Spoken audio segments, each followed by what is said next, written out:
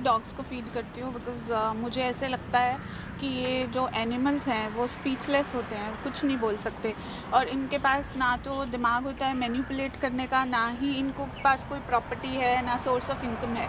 जो हम इनको खिला देते हैं वो उसी में ही खा के खुश हो जाते हैं, और बहुत अनकंडीशनल, स्पेशली अब डॉग्स की बात करें तो अनकंडीशनल लव क्या है वो हम उनसे सीख सकते हैं। तो इसलिए मेरे को हमेशा एक स्पेशल अटैचमेंट रहा है एनिमल से, डॉग से। तो इसलिए ये मैंने स्टार्ट किया हुआ है। मैं जहाँ पे भी रहती हूँ मैं डॉग्स को खाना खिलाती हूँ। और जो ये मैंने अभी 21 डेज़ रेगुलरली किया था सिद्धार्थ शुक्ला जी के नाम से, बिकॉज़ जब मुझे पता चला कि उनकी सोल से बात हुई है और वो डॉग के बारे में सोच रहे हैं, तो क्योंकि मैं एक स्पिरिचुअल पर्सन भी हूँ, न्यूमरोलॉजिस्ट भी हूँ, तो मुझे ये लगता है कि जो जाने वाला होता है उसकी आत्मा को शांति तभी मिलती है जब उसकी अंतिम इच्छा पूरी हो जाती है। तो मैंने अपनी तरफ से एफ़र्ट किए हैं ये, तो यही है। मैम, इसके अलावा बिग बॉस भी चल रहा है, तो आपको लगता है कि बिग बॉस को एक ट्रिब्यूट देना चाहिए था सिद्धार्थ शुक्ला को? यस, देना चाहिए था। इनफैक्ट OTT पे तो उन्होंने दिया था। हाँ। मुझे यहाँ का नहीं पता because I am not following till now. मैं थोड़ा आगे जब थोड़े कम लोग हो जाते हैं तब फॉलो करना शुरू करती हूँ। बट यस, क्योंकि बिग बॉस कहीं ना कहीं ना चाहते हुए भी, मतलब वो सिद्धार्थ शुक्ला एक ब्रांड एम्बेसडर बन गए थे। जिस तरह से उन्होंने सीज़न 13 को ही वॉज TRP किंग, और शहनाज और सिडनाज ये सब जो हुआ था उसकी वजह से सीज़न 13 जैसे मैंने पहले भी बोला है कि 4 होता है, तो 4 जो राहु है वो लाइमलाइट में लाता है हर चीज़ को, तो वो भी एक रीज़न था। प्लस फिर वैसे ही कंटेस्टेंट भी थे जिन्होंने अपनी पूरी एफ़र्ट डाली to entertain all the viewers. तो मेरे ख्याल से वो ना एक ब्रांड एम्बेसडर हम हैं और हमेशा रहेंगे। राइट। ऑल्सो जैसे लास्ट टाइम हम लोग की बात हुई थी कि शहनाज को अब जो है काम करना शुरू कर देना चाहिए, और अभी जो है वो फिल्म के प्रमोशन में भी दिखाई दे रही है, तो ये अच्छे साइन हो सकते हैं शहनाज की करियर के लिए? हाँ, वो बिल्कुल अच्छे साइन है। मैंने जैसे बोला है कि 41 डेज़ से पहले कोई भी पैटर्न को हम ब्रेक कर सकते हैं बहुत इजीली। तो वो 41 डेज़ से पहले आ गई हैं प्रमोशन में और दिख रही हैं अब सबको, और वो मैं उसका एक प्रोफेशनलिज्म भी कहूँगी। अगर आप वो वीडियोस देखेंगे जो बहुत वायरल हो रहा है, वो हंस रही है पर उसकी आज जो स्माइल है वो आँख तक नहीं पहुँच रही।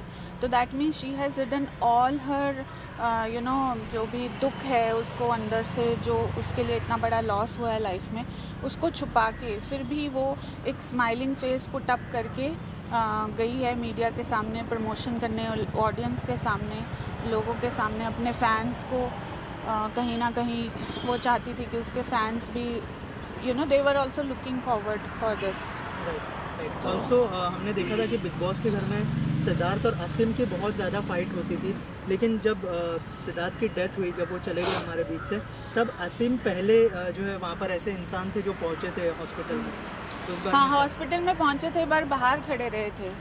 मेरे को सीरियसली ये समझ में नहीं आया, क्योंकि जब सिद्धार्थ इनिशियली उन दोनों का बहुत अच्छा बॉन्ड दिखाया था, तो सिद्धार्थ हमेशा उसको बोलते थे तुम मेरे छोटे भाई जैसे हो, और फिर पारस के प्रवोक करने पर, क्योंकि वो बोलता था कि ये तो तुम तो उसकी पूंछ जैसे लग रहे हो या शैडो बन गए हो, तो उसको प्रूव करने के लिए उसने अननेसेसरी बहुत सारी फाइट्स पिकअप करी, बहुत कुछ बोला गलत।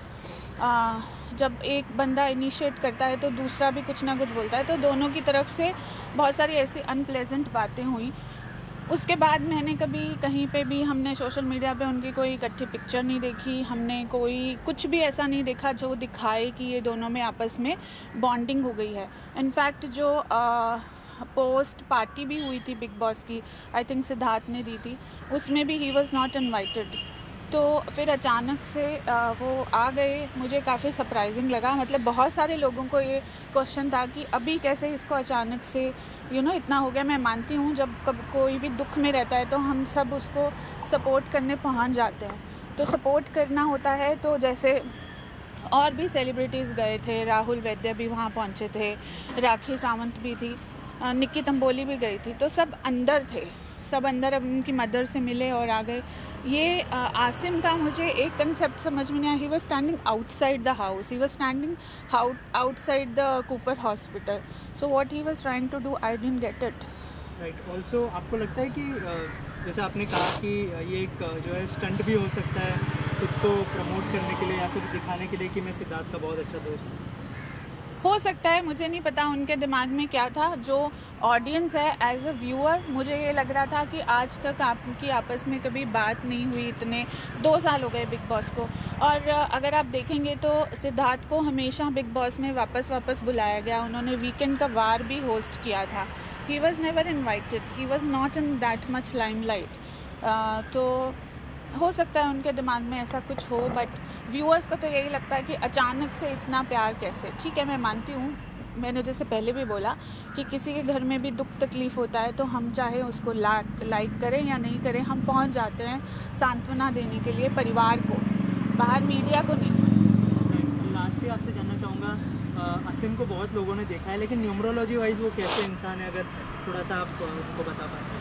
न्यूमरोलॉजी वाइज उनका 13 नंबर है, जो कार्मिक नंबर होता है। फिर राहु का नंबर होता है। राहु थोड़ा सा इंसान के माइंड को मैनिपुलेटिव कर देता है। जहाँ पे जो चीज़ उनको लगे कि हाँ मेरे लिए अच्छी रहेगी, वो वैसे ही करते हैं।